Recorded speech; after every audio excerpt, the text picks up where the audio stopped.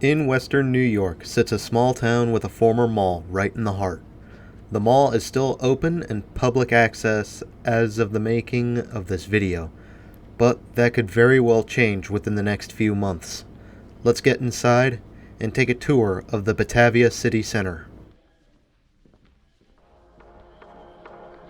Also, for any alcoholics watching, take a drink every time you see a bucket, wet floor sign, or strategically placed trash can. Don't do any shots though, cause then you'll die, and we don't want that.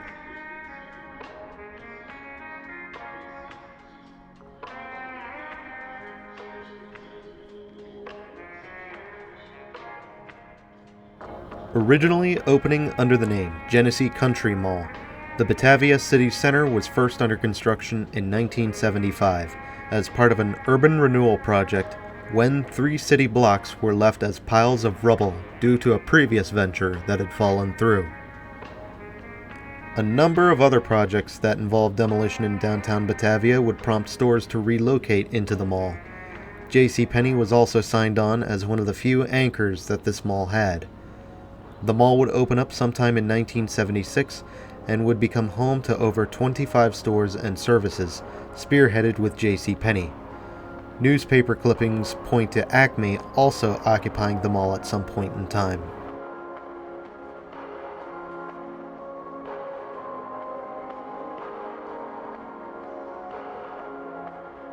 Genesee Country Mall was unfortunately wrapped up in a number of controversies, including a fire that broke out in 1977, with arson suspected, customers and business complaints of lax upkeep and loitering by shady elements. There was even a lawsuit against the mall over maintenance bills. However, the owners at the time were optimistic, saying that the construction of the Genesee Country Mall was a successful project for downtown. The mall did provide employment to around 250 people and improved Batavia's tax base. While the owners were optimistic about the property, it was becoming apparent that vacant space was a prevailing issue in the mall, which was blamed partially on a struggling economy.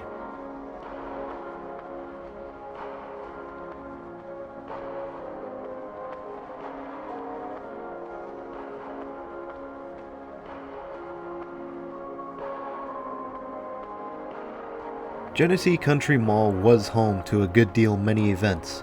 The most notable event was a welcome home ceremony for Terry Anderson in 1992. Terry Anderson was a journalist who grew up in Batavia, New York. The event was held in celebration of his freedom after being held captive in Lebanon for an estimated 6 years and 9 months. The welcome home celebration had drawn in a crowd of around 2,000 people into the mall where they witnessed Terry Anderson break the chains wrapped over a bust of his likeness. An even larger event was to be held later on that day at the Batavia Downs.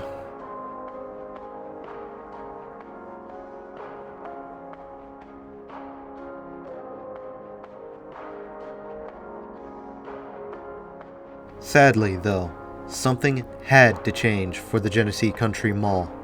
Sandwiched between Buffalo and Rochester, the mall was being left for dead, and in 1996, redevelopment was announced for the mall after suggestions of demolishing the mall for improved visibility for downtown retail.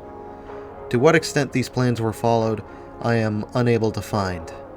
However, it would seem that the mall had remained mostly intact as a number of smaller events were hosted at the mall over the late 90s and early 2000s.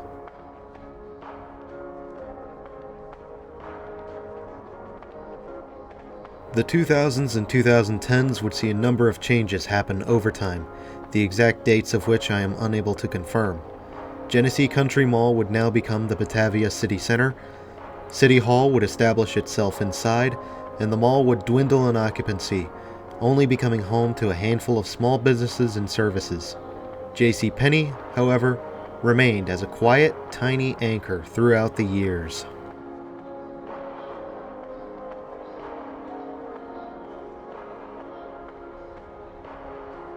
But now, in 2020, JCPenney has been slated for closure as part of the bankruptcy that began in May.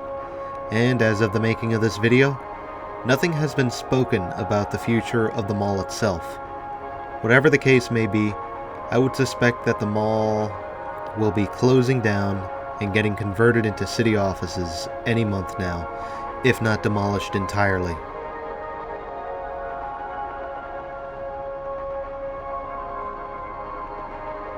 You can see where the influence of City Hall has tampered with the mall, but other than that, I am fairly certain that we are looking at mostly original architecture that may not have been touched since day one.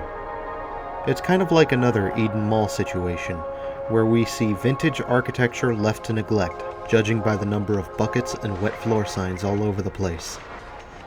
When I was made aware of this place, I just knew I would have to see it for myself when passing through, and I am glad that I did. With the way things are, we should all savor the footage we can get on places like these.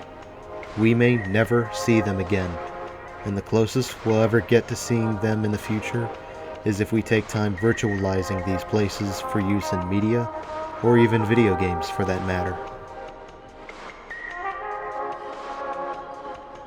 Anyway, we are winding down already, and I haven't much more time to speak of this place, as much as I want to speak of it.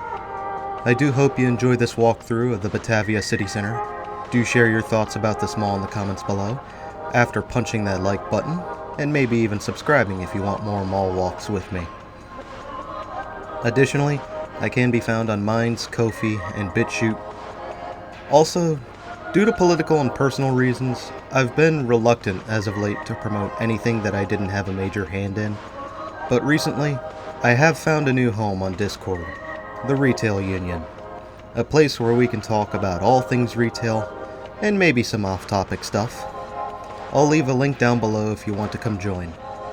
Until then, thank you guys for joining me in the walk, and until next time, this is Doomie Grunt, wishing you and the Batavia City Center farewell, and good luck in this mad, mad, mad world.